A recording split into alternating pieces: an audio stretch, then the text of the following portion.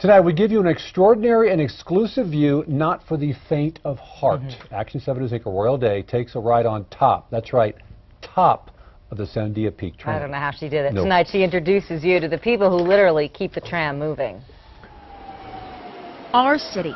We have a great police department in the city of Albuquerque. We have issues from time to time, like any department would. It's been a tough year, but if your zip code begins with an 87, you know this is what's great about Albuquerque. This is one of the many reasons we call it home. You're taking in a view from more than 10,000 feet at the top of Sandia Peak, and the tram crew who gets you here starts their day as the sun comes up. We get here in the mornings at 6:30. Chris Hawley is a maintenance tech. Make sure that our fuel levels are proper. He and other technicians check every wheel, every cable. It's a Thursday, and they're giving us a ride on top of the tram. It's a trip few get to take, a vision only a handful get to see. This is the best spot to do a maintenance check. We're going to be inspecting everything from the bottom of the tower all the way up to the top. We're looking for any bent beams. We're looking for anything out of the ordinary. We're strapped onto the roof of the 10,000-pound cabin. Everything must work perfectly. If those wheels are off, it'll cause a lot more stress on the cable. The Sandia Peak tram is often called an engineering marvel. The steep, rocky terrain made it difficult to put in. The Swiss company that did it said this project was their most difficult. Stringing all of the cables took 5 months. There are 2 massive towers. It took a helicopter to help build the second.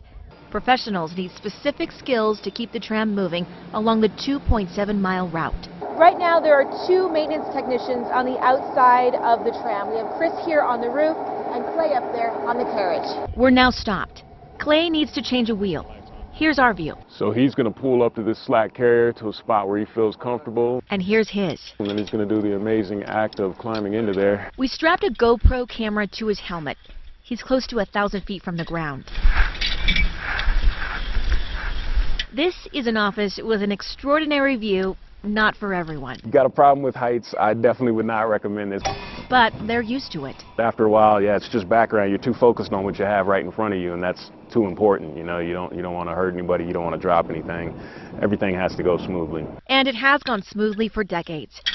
The tram celebrates its 49th anniversary in May. As we pull into the observation deck, it's easy to see why. Ice breaks off the cables. It snowed the night before, 8 to 10 inches. But a snowstorm won't shut this thing down.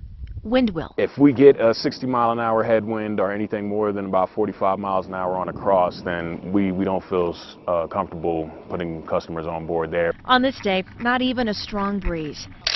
Clear skies and an 11,000 square mile panoramic view of the Rio Grande Valley, of Albuquerque, as we'd like to see it.